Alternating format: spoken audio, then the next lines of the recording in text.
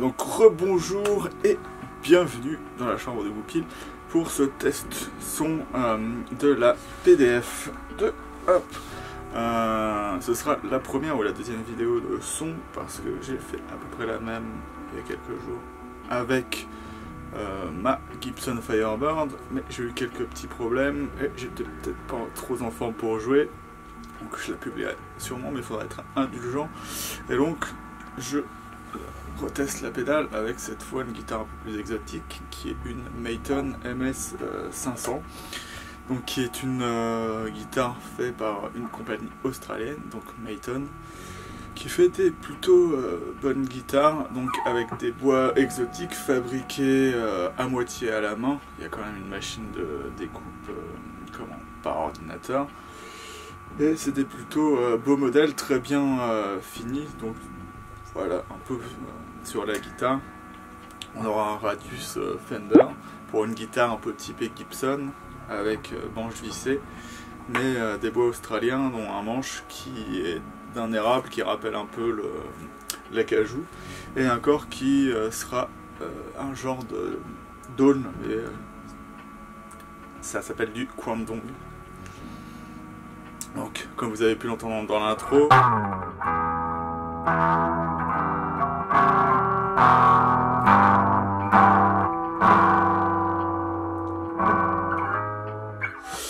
donc là on est directement avec la PDF2, avec un réglage avec une hauteur assez élevée, donc un boost dans les fréquences mid aiguës, avec un bandwidth fine et un gain très peu élevé. Donc comme je l'avais dit dans la vidéo précédente, lorsque vous mettez le Ace au minimum, vous allez vous retrouver avec la pédale qui aura le gain maximum de la PDF 1, puisqu'il n'y avait pas le gain sur cette pédale là, avec le switch au pied entre dirty et du coup clean.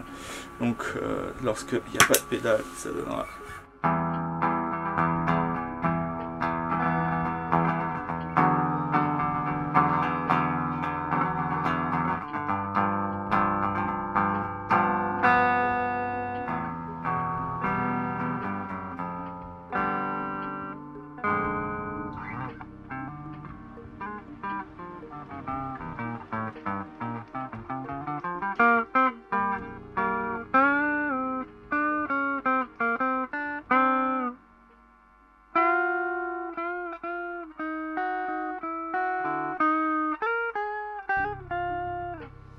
donc voilà, donc sans pédale. Après on va mettre la PDF2 avec juste le clean, donc qui sera juste un EQ.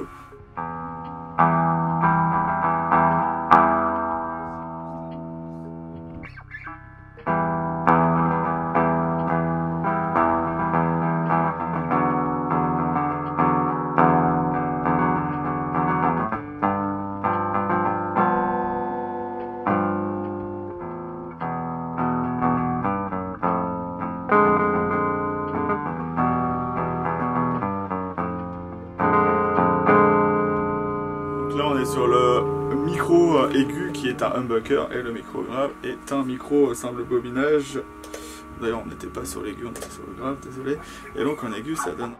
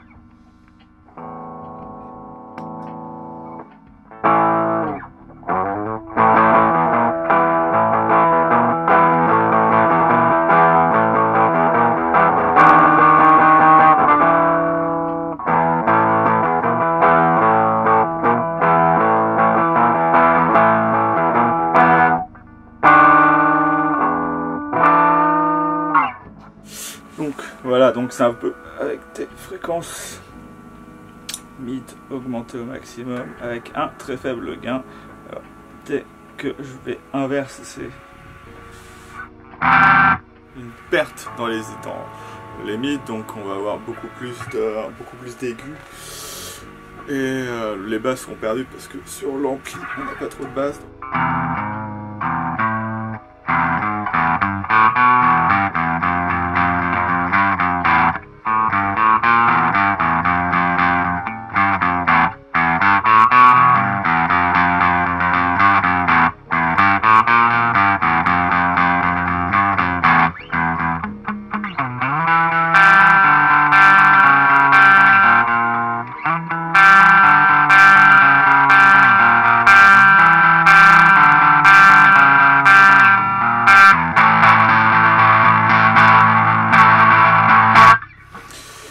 Voilà ce que ça peut donner. Donc en gros là on a coupé tout, comme j'ai dit, tous les mids, on a toujours peu de gains. Maintenant si je le mets plus en fat, ça donnera à peu près ça.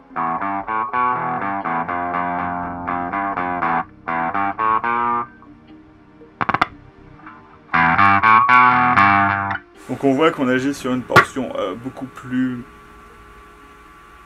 comment dire, précise du signal. Et donc ça va booster au QT beaucoup plus fort. Mais ce qu'on voit c'est que, comment dire, plutôt que vraiment enlever du dB, normalement on a plus 15 dB et moins 15, c'est que la pédale, vu qu'elle booste quand même pas mal les choses, on aura quand même notre boost, mais en gros inversé. Donc ce sera les fréquences qui sont enlevées, qui seront laissées à la normale, plus les autres qui seront mises au-dessus, parce que là...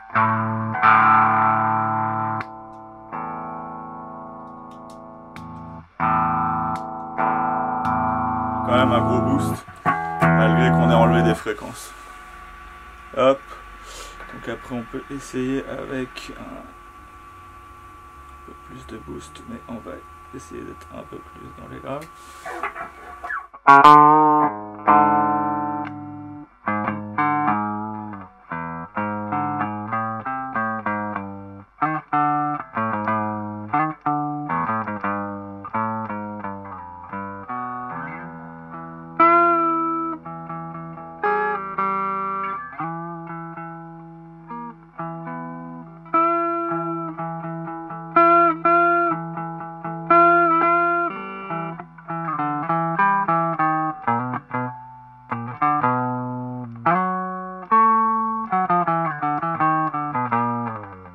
Mais évidemment, ce qui va être intéressant avec cette pédale là, c'est du coup, au lieu de tout le temps utiliser hop, genre juste la disto, reste quand même un peu gras. On a un EQ paramétrique dessus. Ça peut nous permettre de juste booster le signal d'une pédale. Par exemple sur cette pédale là. Comme vous le voyez ici, il va y avoir un EQ aigu et grave, mais je ne vais pas avoir de médium, donc ce que je fais, c'est que je fais dans mes fréquences médium, ce qui me permet de les booster, et donc sans, on va avoir un truc.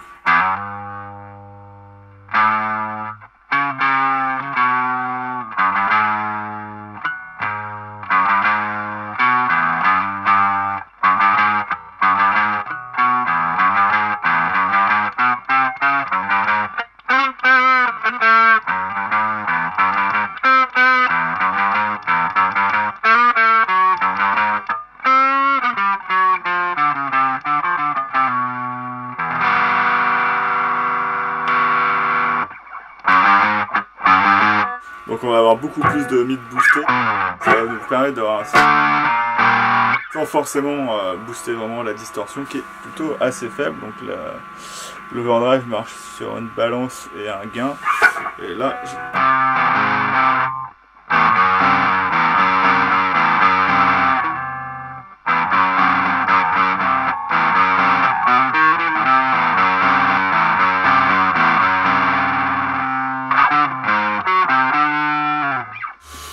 donc là on voit que du coup on a toujours clairement le signal de la pédale derrière.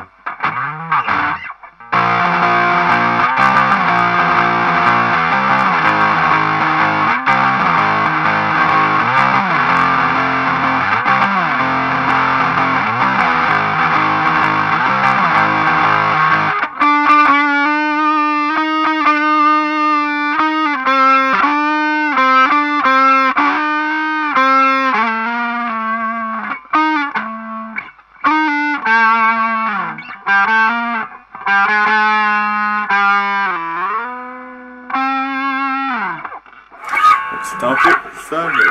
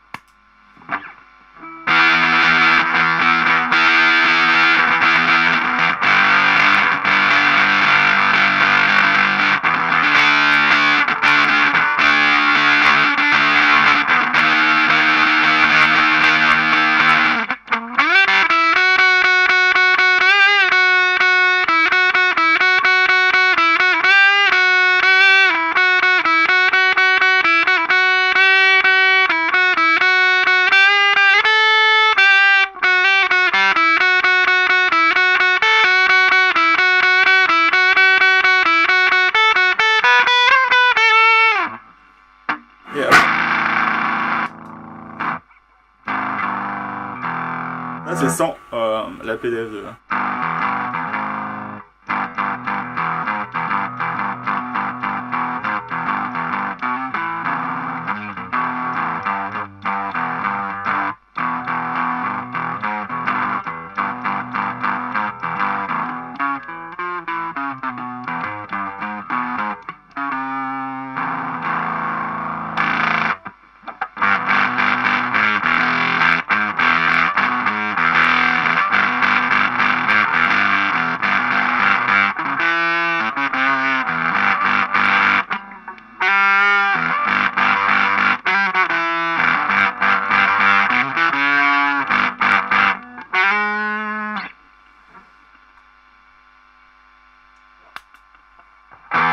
Donc ça c'était un fuzz, une overdrive et le PDF2, et là on revient juste à l'overdrive qui est une basse overdrive parce qu'il y a un EQ dessus. Donc voilà.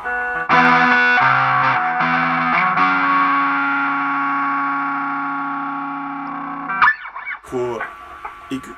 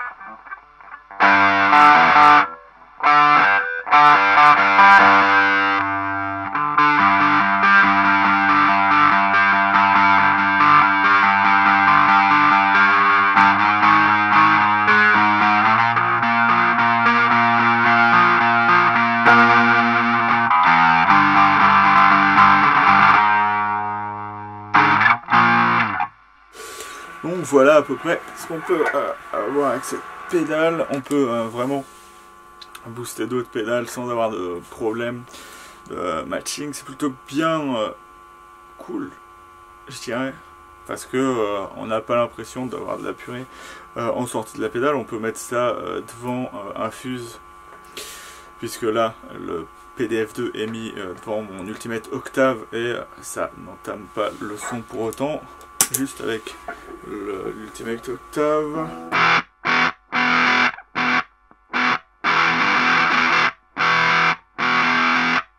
Et ça la booste juste ce qu'il faut. Ce qui va avoir d'intéressant, moi je trouve, avec le PDF2, c'est que vous pouvez vraiment donner des réglages à des pédales qui vont pas vraiment en avoir, comme les fuzz qui ont que 3 boutons, puisque par exemple celui-là il n'y a qu'un volume tone et fuzz, et un bright et fat, qui sont pas débrayables au pied, donc c'est bien de pouvoir un truc qui booste un peu le signal.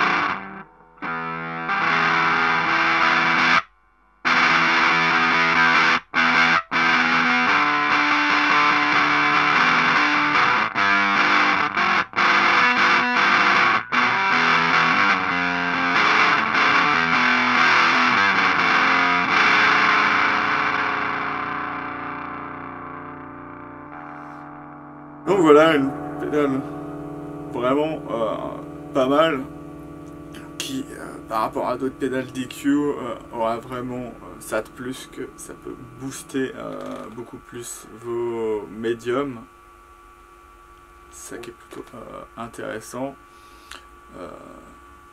et vraiment ça dénature pas vos pédales qu'il y a derrière tout en ayant sa propre personnalité.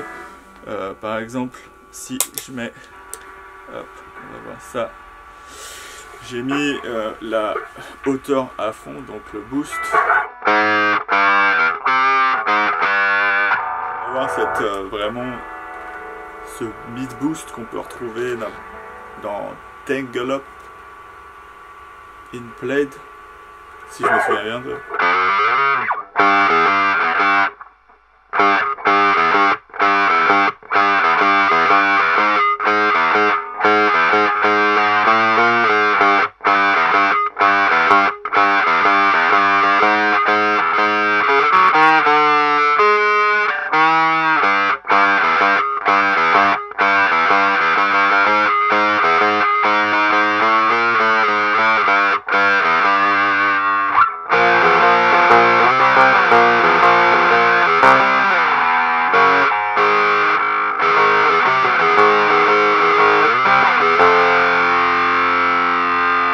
Cette caractéristique de la pédale qu'on peut retrouver sur la PDF1 et normalement aussi sur la Mastro MPF1. Je pense qu'on n'aura pas exactement le même son, mais cette pédale est beaucoup plus pratique à utiliser. Par exemple, si vous utilisez ça en live, utiliser une Mastro qui vaut maintenant pratiquement dans les 800 balles en très bon état. Je pense que une PDF2 fait vraiment l'affaire et pour moi je trouve que c'est vraiment une très bonne pédale qui coûte pas très cher au final. Je sais pas si je l'avais dit dans la première partie de la vidéo, mais je crois que je l'ai eu pour 169 € chez Thomann. Voilà. Et pour moi c'est vraiment une pédale vraiment à tout faire. Lorsque l'on n'est pas dans des situations de scène, ça permettra facilement d'avoir un son en ayant juste un overdrive derrière et en plaçant tous ces effets. Ça peut vraiment faire l'affaire pour à peu près tout.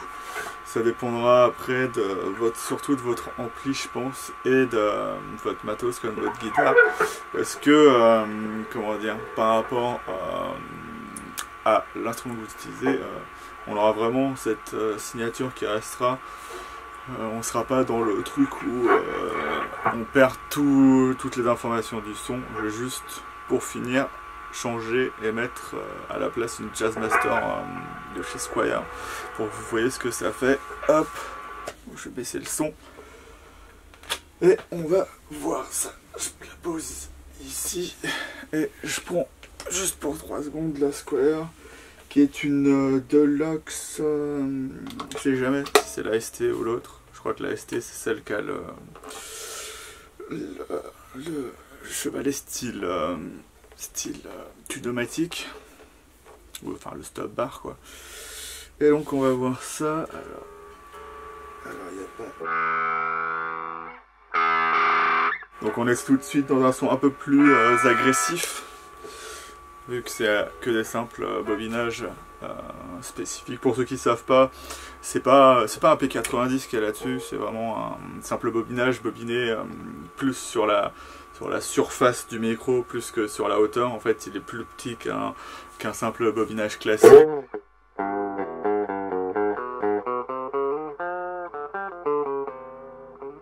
Donc là, on a quand même la...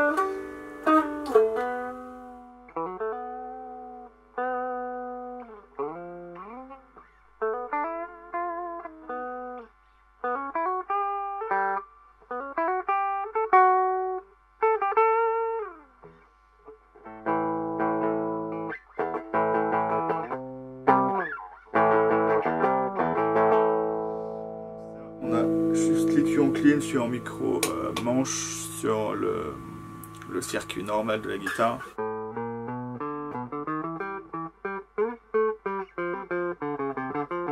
Vous pouvez toujours reconnaître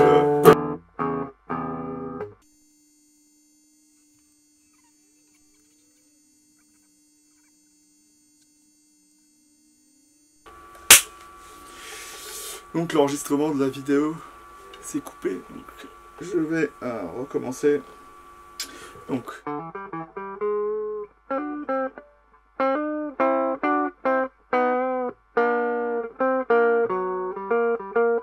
malgré les bits vraiment beaucoup augmentés.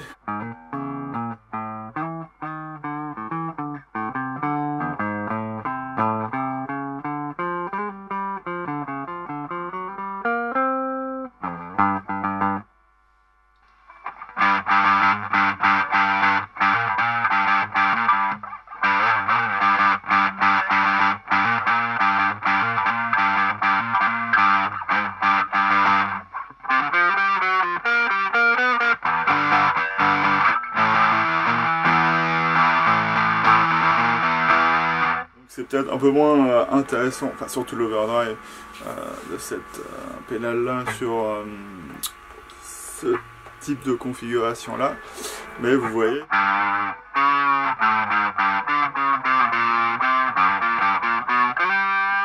La pédale, même on va aller plus loin.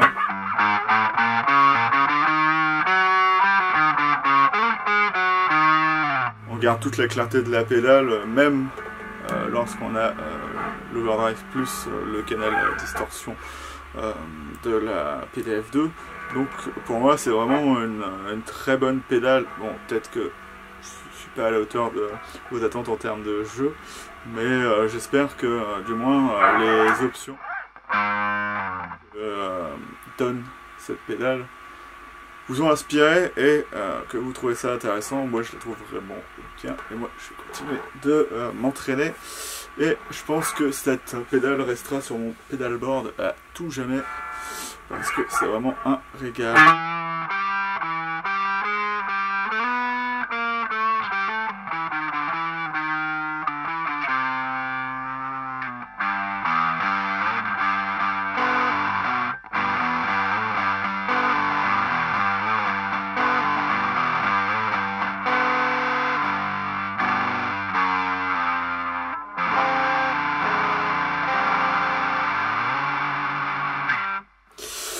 Et je vous dis salut et à bientôt sur la chambre de Goupil.